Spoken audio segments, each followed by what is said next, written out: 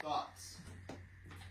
There was a line in there I liked, it pays to get education that you can't pay for or something like that, or what was the line? I don't know the exact quote, but I know where you're talking about.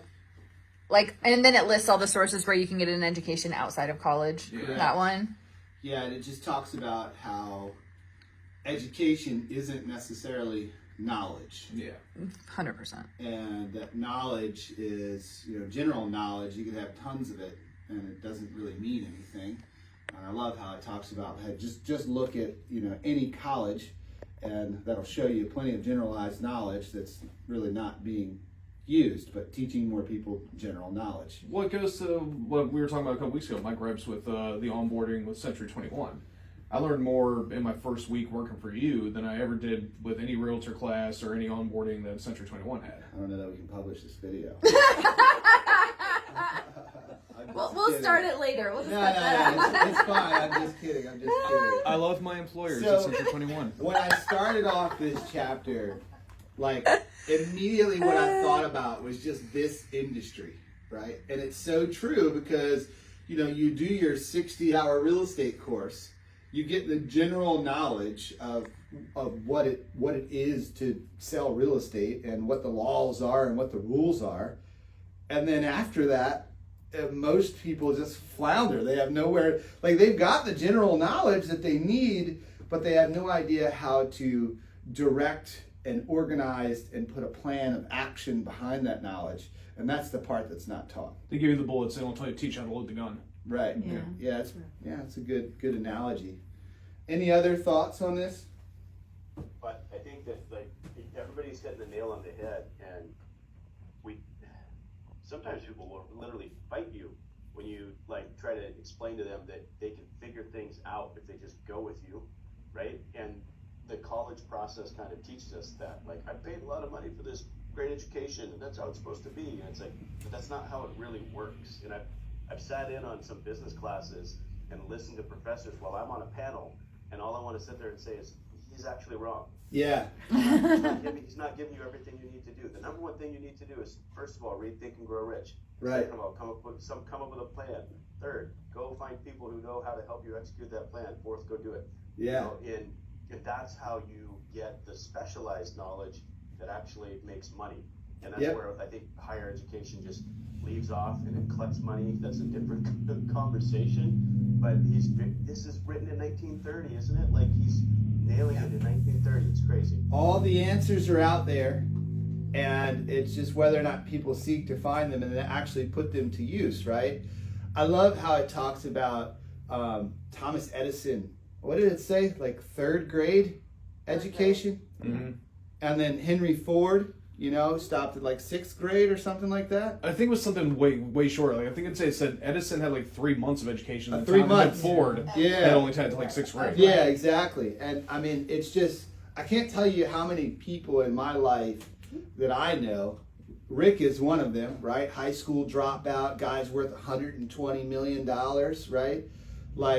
It's because we almost, in a lot of cases, we get indoctrined with this general knowledge, and then we think that we're really smart and we can go use it and apply it for stuff.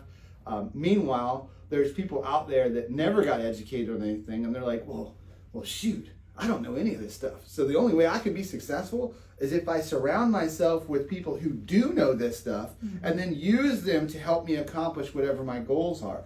It's almost like not having that generalized education predispositions you to become a leader and figure out how to surround yourself with people that answer the questions, because it's the only way that you can survive. And then on the other side of that, you end up thriving. So I will tell you that personally, one of the things that struck me was that I have a lot of general and specialized knowledge. So as a team leader, I've noticed that one of the problems that we've had ongoing is that it's I've really worked hard to educate, and I know all this stuff. And what sucks is that I can't be in 20 places to deliver all that knowledge, right? So as we continue to build the team and we continue to add pieces, I have to make sure that I pour some of my knowledge into Robbie, right? And I pour I've obviously poured lots of my knowledge into Michelle, right? As she's grown over the last 6 years. Same thing with Tiffany.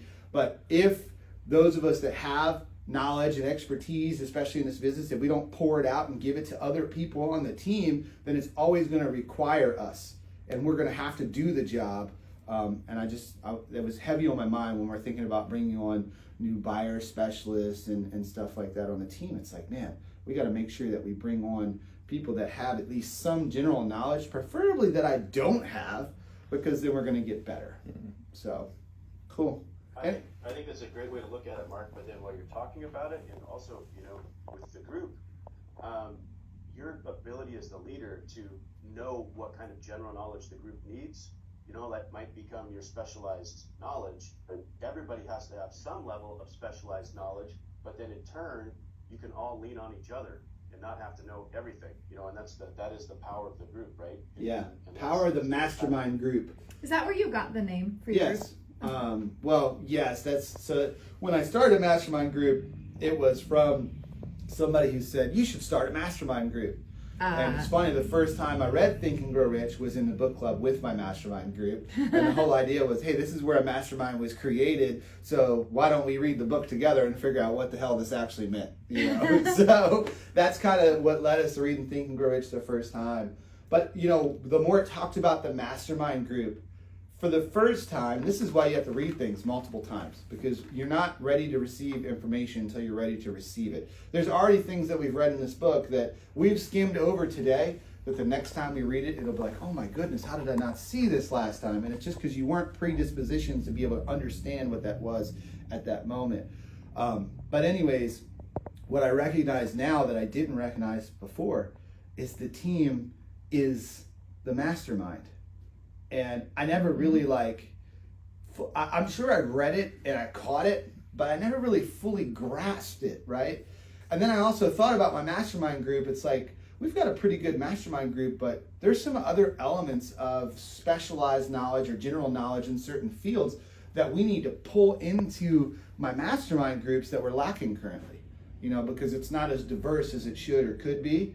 So that was just a couple other nuggets. Final thoughts? Good chapter. Doing a thing well is never trouble, right? Like, how many times I don't want to do that, or I don't want to finish that, I don't want to make that call. It's like, no, do it with joy. Do it with joy. Do everything you can to the best of your ability. That's a big deal. Yeah. Cool.